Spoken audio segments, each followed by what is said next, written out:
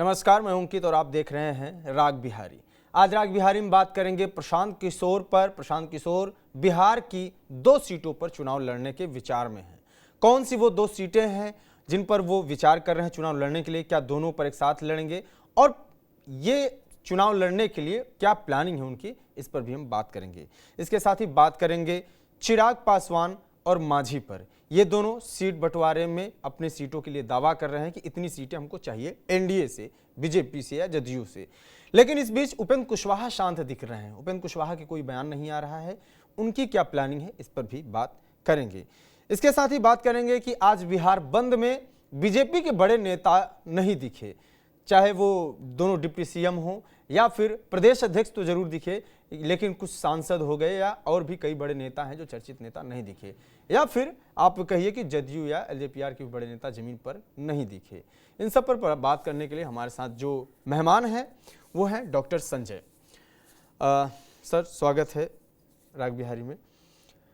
पहला सवाल जो है वो यही है कि प्रशांत किशोर चुनाव की तैयारी कर रहे हैं। अभी तक ये था कि शायद वो चुनाव नहीं लड़ेंगे खुद, लेकिन एक इंटरव्यू में उन्होंने इशारा कर जिन सीटों पर किया उसमें से एक सीट तो राघोपुर है, जिस पर वो बात पहले भी एक आध बयान आ चुका है, तेजस्वी यादव की सीट।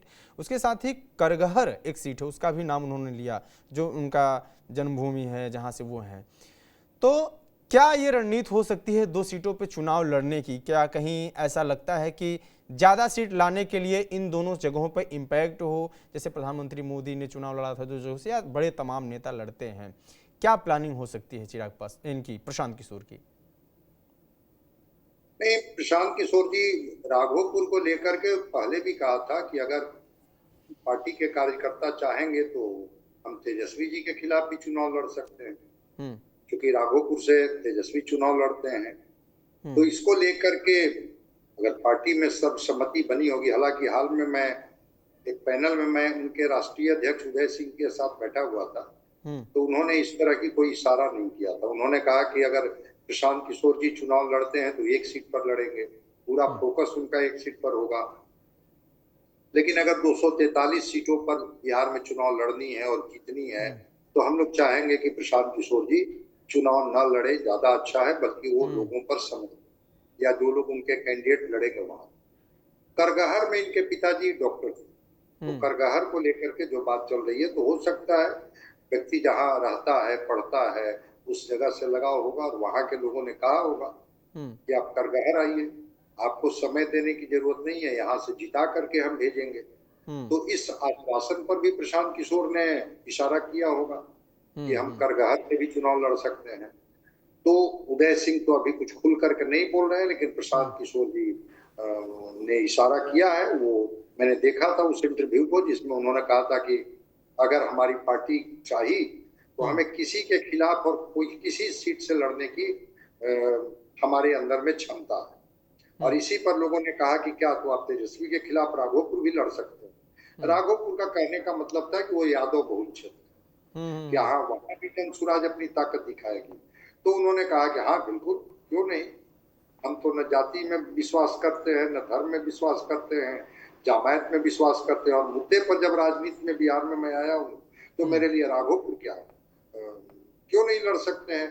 हम समीकरण देख करके तो न मैं चुनाव में जाऊंगा, न मेरे कैंडिडेट चुनाव में लेकिन ऑप्शन में करगहर भी इन्होंने रखा, बोला भी। उसके पीछे क्या ये लगता है कि प्लान ऐसा कुछ कर रहे हैं कि तेजस्वी यादव के खिलाफ भी लड़े, लेकिन लक बाई चांस या बैड लक है कि अगर चुनाव हार भी गए तो एक सुरक्षित सीट और हो, और इसी बहाने 2 सीटों से चुनाव लड़ेंगे तो 2 जगहों पे फोकस होगा और चर्चे में रहेंगे, लगातार बने रहेंगे। मतलब ऐसी स्थिति ना बने कि आरजेडी बनाम बीजेपी और मेन चुनाव आते आते ये चर्चे से ही एकदम नीचे चले जाएं। ऐसी कुछ प्लानिंग है क्या? नहीं, लोग लड़ते रहे हैं। जीताराम मांझी ही अभी केंद्र में मंत्री हैं, 2 जगह से चुनाव लड़ा करते थे, एक जगह से चुनाव हार जाते थे, एक जगह से चुनाव जीत जाते।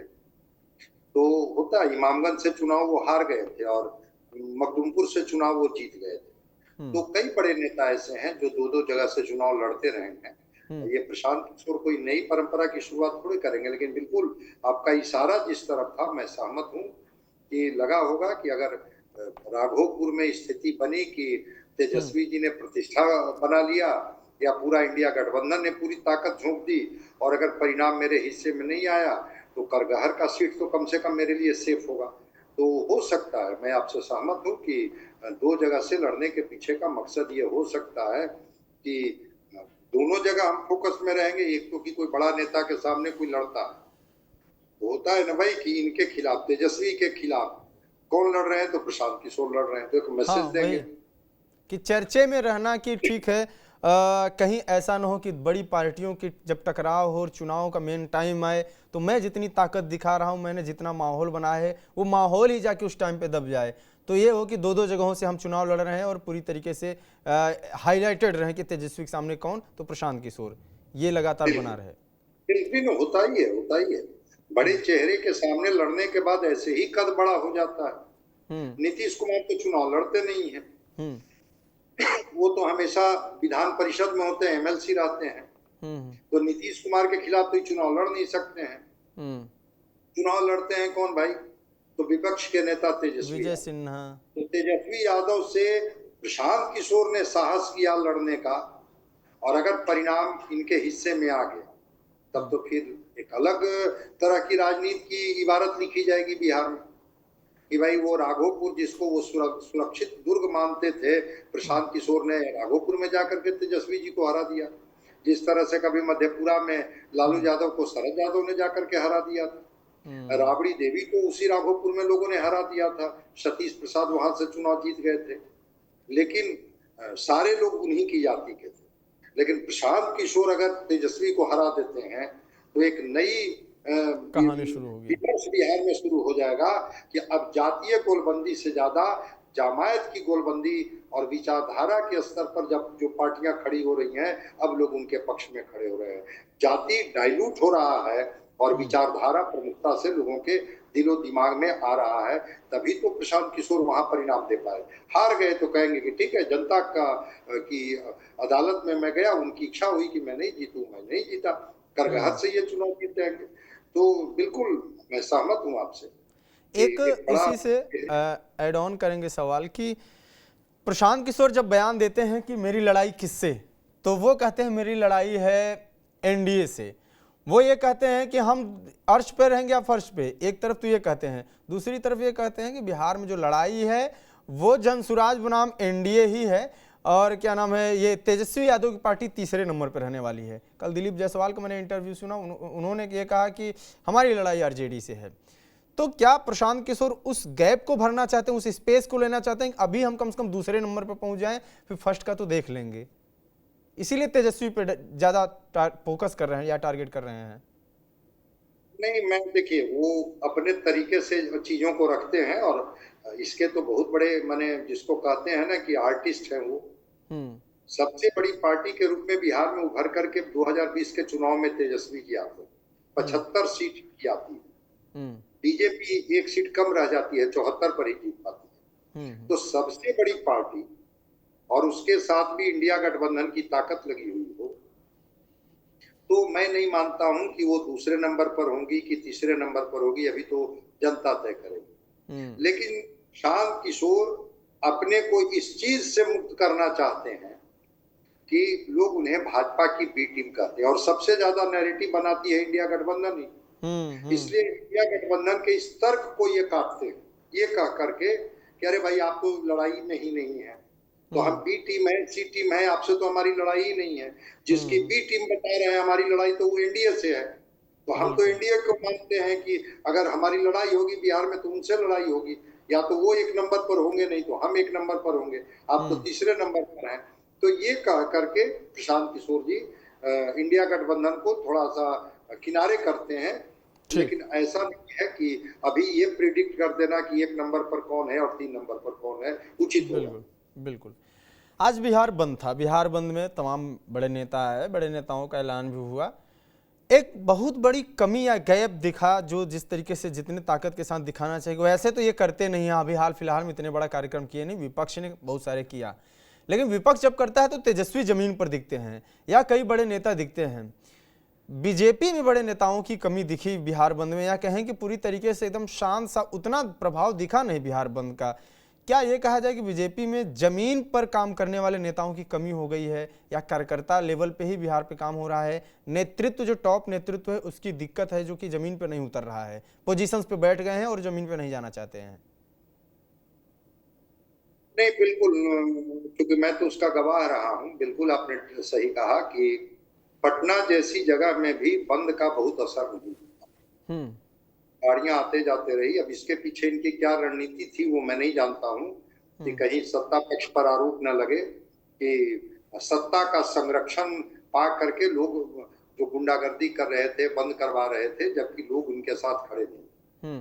या हो सकता है कि बड़े नेताओं के बीच में आपसी कोऑर्डिनेशन का अभाव, कि भाई मैं भी सड़क पर नहीं, चूंकि महिला मोर्चा ने आह्वान किया था, लेकिन महिला मोर्चा ने आह्वान किया था तो ताकत तो पार्टी की लगनी ही चाहिए ना। बड़ा नेता छोटा नेता क्या होता है, जब आप बंद का आह्वान किए हैं तो पार्टी बड़ी होती है और पार्टी का सम्मान बड़ा होता है। तो जिस पार्टी के सम्मान के लिए आप उतरे थे, कि हमारे देश के प्रधानमंत्री की मां के लिए अब शब्द कहा गया है, सड़क पर तो आपको दिखनी चाहिए थी। लोग दुकान बंद करते नहीं करते वो उनका पार्ट था, आप उसमें बिल्कुल शांतिपूर्वक प्रदर्शन ही करते, लेकिन वो प्रदर्शन करते हुए तस्वीर तो दिखनी चाहिए कि खास क्या, आम क्या, बड़े नेता क्या, छोटे नेता क्या, गजब की एकजुटता थी भाई। एनडीए गठबंधन पूरी तरह से सड़क पर था। तो मैं मानता हूं कि कहीं ना कहीं तो एक गैप दिखा। अब ये गैप के बारे में तो एक अंदाज ही किया जा सकता है। क्या उन नेताओं को लगा कि मुझे नहीं उतरनी चाहिए, या हमारा कद इतना बड़ा हो गया है कि मेरे लिए अब उतना उचित नहीं होगा, या उनको लग गया है कि नहीं चलिए ये बंद तो महिला मोर्चा ने आह्वान किया है, क्रेडिट तो उन्हीं को मिलेगा, तो हम सड़क पर उतरेंगे भी तो शायद हम उतने केंद्र में फोकस में नहीं होंगे। अब वो तो वो बेहतर बताएंगे, लेकिन बिल्कुल आपके सवाल लाजमी है कि आक्रामकता में भी कमी वो दिख रही है। मैंने इसलिए भी सवाल किया कि एक जिस तरीके से पीएम मोदी ने स्पीच दिया, फिर दिलीप जायसवाल रोने लगे, और रोने के बाद फिर जब कुछ बड़े नेताओं ने बाइट दिया, बयान दिया अपना, उसके बाद फिर ये चला कि बिहार बंद होगा। बिहार बंद में महिलाएं नेतृत्व करेंगी, उनकी जो महिला मोर्चा है उसके साथ में पूरी पार्टी, और यहाँ तक कि वो बीजेपी का बिहार बंद नहीं, बाकायदा एनडीए का बिहार बंद कहा गया।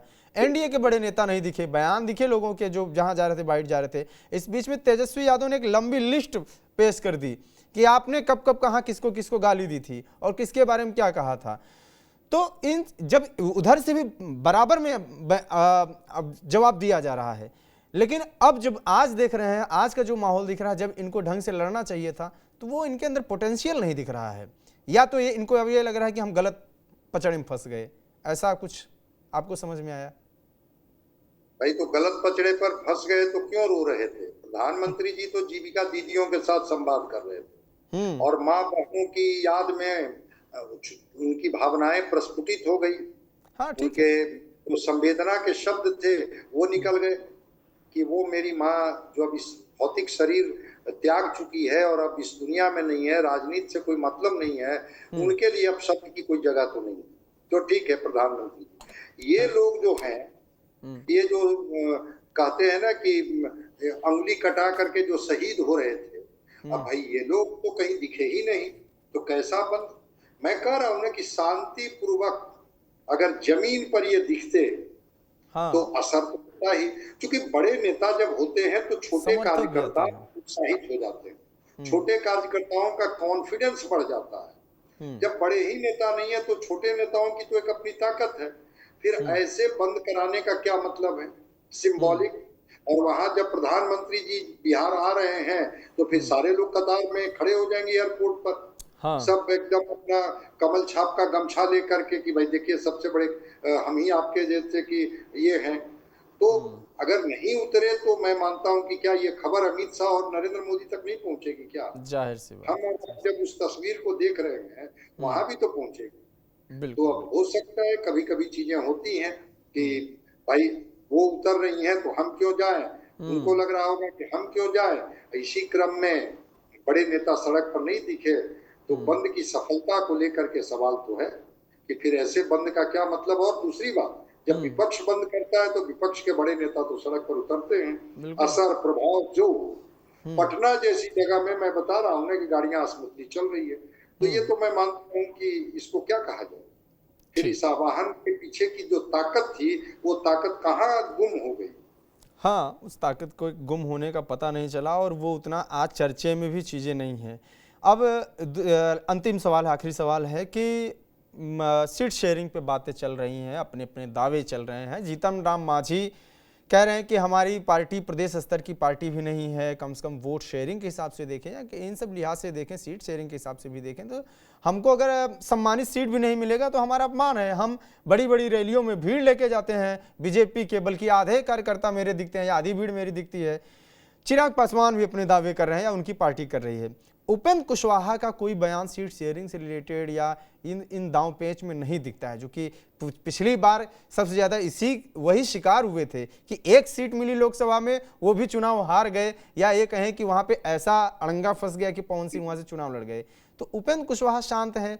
क्या उपेंद्र कुशवाहा को कहीं ऐसा तो नहीं है कि उनको संतोषजनक चीज़ मिल गई कि हाँ ठीक है राज्यसभा में भेज दिया और नहीं है आगे की कुछ प्लानिंग अलग होगी? अनुमान क्या है आपका? उपेंद्र कुशवाहा को भी सम्मानजनक सीटें विधानसभा में मिलेगी। जिस समाज से वो आते हैं, कुशवाहा समाज से, काराकाट की सीट उपेंद्र कुशवाहा केवल नहीं हारे, बल्कि 12 जो मगध और शाहाबाद की लोकसभा की सीटें थी उसमें 8 सीटें जीत गई थी एनडीए। अगर पूरे ये में देखा जाए तो अगर 10 सीटें जो एनडीए जीती है उसमें मगध और शाहाबाद की जो सीटें हैं वो सबसे अधिक है। तो काराकाट आपने उपेंद्र कुशवाहा को हरा दिया, लेकिन आप आरा हार गए, सासाराम हार गए, बक्सर हार गए, जहानाबाद हार गए, पाटलिपुत्रा हार गए। ये सारी सीटें तो हार गए ना, इसलिए कि उस समाज में एक मैसेज गया कि भाई ये जो है उपेंद्र कुशवाहा को लोगों ने प्लानिंग के तहत हरा दिया। उपेंद्र कुशवाहा इसलिए शांत हैं कि उनको पता है कि समाज को इग्नोर लोग नहीं करेंगे, और शायद उनको बताया गया है कि आप चिराग की तरह, जीतन राम मांझी की तरह मत अपना दबाव बनाइए, आपके हिस्से में जो एक सम्मानजनक सीटें होंगी वो मिलेगी। उपेंद्र कुशवाहा के चुप्पी की वजह यही मुझे दिखती है। चिराग पासवान और जीतन राम मांझी जितनी बातें कर लें, मुझे पता है कि बंटवारा तो 43 के बीच में ही होना है, और जितनी सीटें जीतन राम मांझी को मिलेगी उससे कम सीटें उपेंद्र कुशवाहा को नहीं मिलेगी। अब जीतन राम मांझी को 20 सीट चाहिए, तो 20 सीट इनको मिल जाएगी। फिर 43-135 के बीच में चिराग को चाहिए, तो 50 सीट से 60 सीट उनको चाहिए। फिर उपेंद्र कुशवाहा के हिस्से में सीटें होंगी, तो बिहार विधानसभा के सीटों की संख्या तो 243 ही है ना। लेकिन मांझी के दावे तो सर थोड़ा सा वैसे भी मजबूत है, इनके पास तो करंट में एमएलए हैं उतने, 4 विधायक तो इनके अपने, तो उपेंद्र कुशवाहा के पास कुछ नहीं है हाथ में, न सांसद न विधायक। ठीक है, कभी कभी होता है कि लेकिन जो जाति का प्रभाव है उपेंद्र कुशवाहा का, जिस तरह से मैं आपको एक छोटी सी बता दूं चीज तो उसको आप समझ जाइएगा जी। 2 जगह कुशवाहा उम्मीदवार लालू प्रसाद जी ने लड़ा दिया आरजेडी से। औरंगाबाद से अभय कुशवाहा को लड़ा दिया और नवादा से कुशवाहा को लड़ा दिया। एक कुशवाहा 2 कुशवाहा मिलकर के पूरा मगध और शाहाबाद का कुशवाहा का समीकरण बिगाड़ दिया। औरंगाबाद को चित्तौड़गढ़ कहा जाता था, जो कभी वहां से राजपूत बिरादरी का कोई कैंडिडेट हरा ही नहीं। गठबंधन जो हो, पार्टी जो, उस सीट पर भी कुशवाहा उम्मीदवार जीत गए। तो नत लालू प्रसाद बैठे हुए हैं, कुशवाहा कार्ड खेल जाएंगे। इसलिए इसको इस रूप में मत देखिए कि उनके विधायक नहीं है और कुशवाहा को कमजोर करके देखा जाएगा तो पूरा खेल ही बिगाड़ देगा। इसलिए मांझी जी को भी जगह दी जाएगी। 4 विधायक हैं, बिल्कुल हैं, लेकिन वो 4 विधायक कौन है? वो मांझी जी के परिवार के लोग ही हैं। एक बाहर के लोग हैं, अनिल कुमार, बाकी तो उन्हीं के समझी बेटा अपने यही सब लोग तो थे, जैसे कि पुतो यही सब लोग थे।